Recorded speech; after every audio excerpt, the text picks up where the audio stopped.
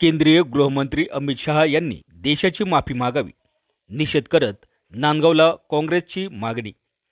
केंद्रीय गृहमंत्री अमित शहा यांनी संसदेत डॉक्टर बाबासाहेब आंबेडकर यांना उद्देशून केलेल्या अवमानकारक वक्तव्याविरोधात नाशिकच्या नांदगावमध्ये काँग्रेसच्या वतीने निषेध नोंदवत निवेदन दिले।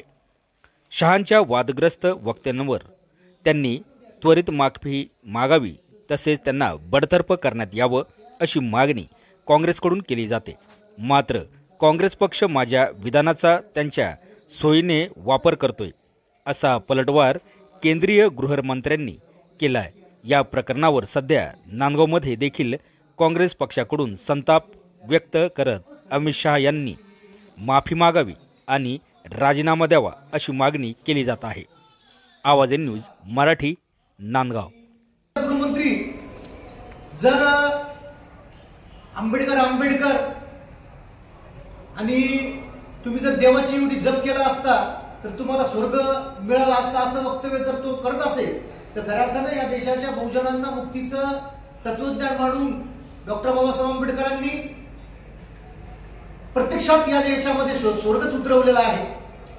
हजारो वर्षापासून आम्ही नरक यातना भोगत होतो आणि त्या नरक यातनाला छेद देण्याचं काम परमपूज्य डॉक्टर बाबासाहेब आंबेडकरांनीच केलेलं आहे आणि बाबासाहेब आंबेडकरच हे आमचे खऱ्या अर्थानं देव आहे।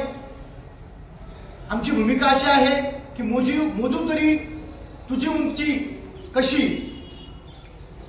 मोजू तरी कशी उंची तुझ्या कर्तृत्वाची, तू जगाला शिकवली व्याख्या माणसातल्या माणुसकीची, तू देव नव्हता, देवदूतही नव्हतास, तू खऱ्या अर्थानं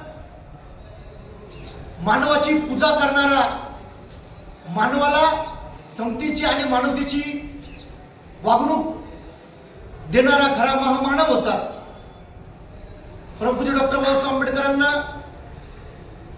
मी विनम्र अभिवादन तर करतोच, पण अमित शहानी हे जे वक्तव्य केलेले आहे त्या वक्तव्याचा मी जाहीर निषेध करतो आणि संबंधित प्रशासनाने या घटनेचा योग्य तो कार्यवाही करावी ही मागणी करतो व थांबतो। जय हिंद।